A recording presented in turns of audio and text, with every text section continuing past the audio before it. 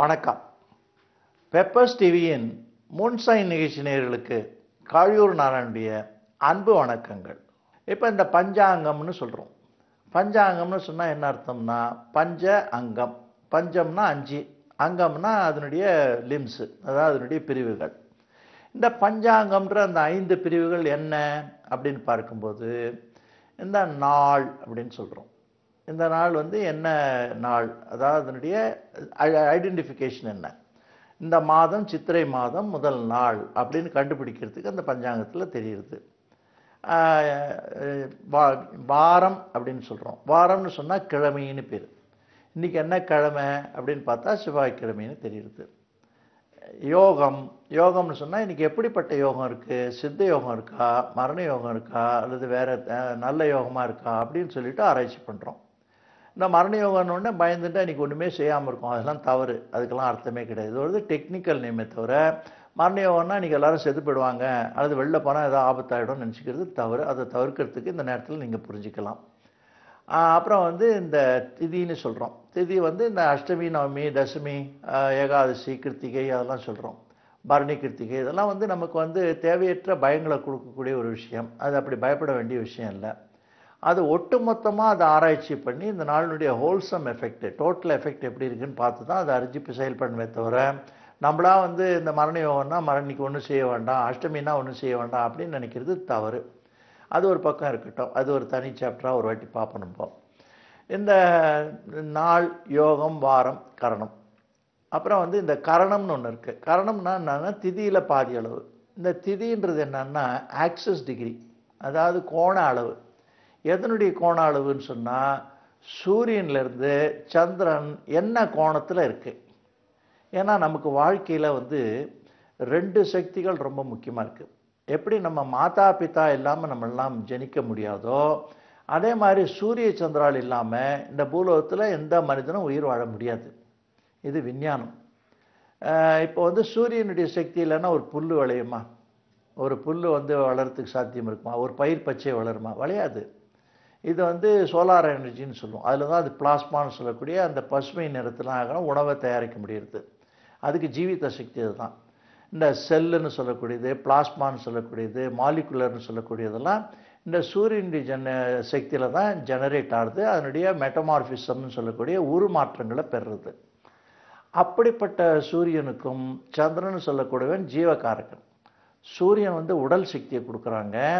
நம்ம மனிதனுடைய உடல், அவனுடைய சதை, நாளங்கள், நரம்புகள், அவனுடைய ஃப்ளஷ்ஷு, போன்ஸு இதனுடைய சக்தியெல்லாம் கொடுக்கக்கூடியது ஃபிசிக்கல் எனர்ஜின்னு சொல்லக்கூடிய, பாடி எனர்ஜின்னு சொல்லக்கூடிய, உடல் சக்தின்னு சொல்லக்கூடியதை சூரிய பகவான் மூலமாக நம்ம பெற்றுக்கிறோம். சந்திரன்னு சொல்லக்கூடியவர் அப்படிப்பட்ட ஆகிருதி உடையவன், அப்படிப்பட்ட உடல் அமைப்பு உடையவனுக்கு என்ன மாதிரி மனநிலை இருக்கும் அப்படின்னு சொல்கிறது. இந்த உடலும் உள்ளமும் ஒன்றா செயல்பட்டால் தான் வாழ்க்கையினுடைய வெற்றி கிடைக்கும். அந்த கோண அளவை குறித்து கொடுக்கறது தான் இந்த திதிகள்னு பேர். திதினா சூரியனுக்கும் சந்திரனுக்கும் இடைப்பட்ட நிலையில் இருக்கக்கூடிய மாறுபாடுகள், வேறுபாடுகளை குறிக்கும் ஒரு பஞ்சாங்க அங்கம். இந்த நட்சத்திரம்ன்றது அன்றைக்கி என்ன நட்சத்திரம், வாரம்ன்றது என்ன கிழமை, திதின்றது அந்த திதியை பற்றி சொல்கிறது. அந்த திதியில் பாதியாக கணக்கிட்டு சில விஷயங்களுக்கு பார்ப்போம். அதுதான் கரணம்னு சொல்லுவோம். கரணம்னா கரணம் அடிக்கிறது, அதாவது டேர்ன் பண்ணுறது. அதை 2ஆக ஸ்ப்ளிட் பண்ணி அதை டேர்ன் பண்ணுவாங்க. அப்படி பண்ணும்போது அதில் சில வெளிப்பாடுகள் நமக்கு கிடைக்கும். அப்புறமா இந்த வாரம், யோகம், திதி, கரணம், நட்சத்திரம் இதெல்லாம் நம்ம அடிப்படையில் பார்க்குறோம். இந்த அடிப்படையில் தான் அந்த நாளை நம்ம தீர்மானிக்கிறோம். இது பஞ்சாங்கத்தினுடைய அடிப்படை உண்மைகள், தேவைகள். இதோட முடிஞ்சு போடுறதுன்னா இல்லை. அந்த காலத்தில் இந்த பயிர்களுக்காக ஏற்பட்ட ஒரு பஞ்சாங்கம் இருந்தது.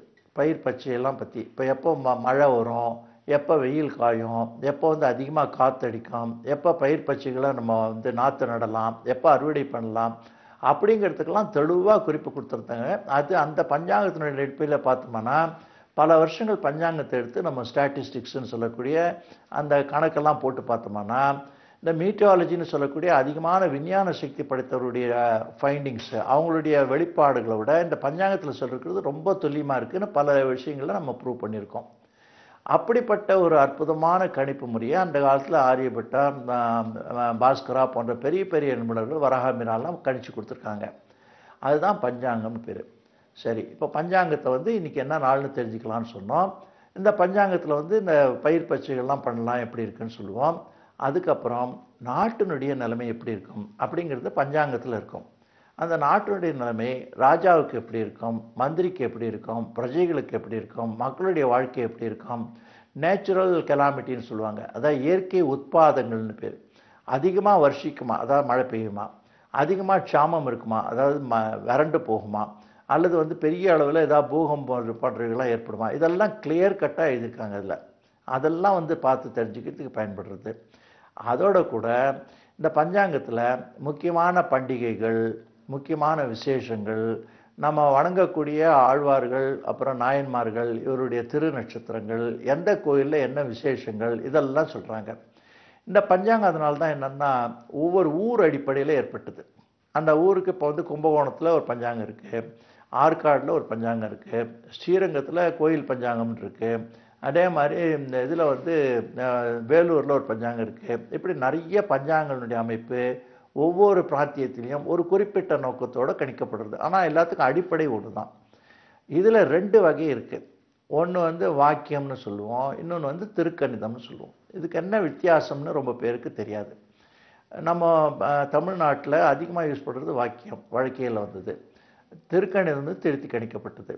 அதனால் இந்த பஞ்சாங்கத்தெல்லாம் விஷயத்தை தெரிஞ்சு எது நமக்கு பயன்படும் தெரிஞ்சு வாங்குறது ஒரு பெரிய அணுகுமுறையாக இருக்கும்.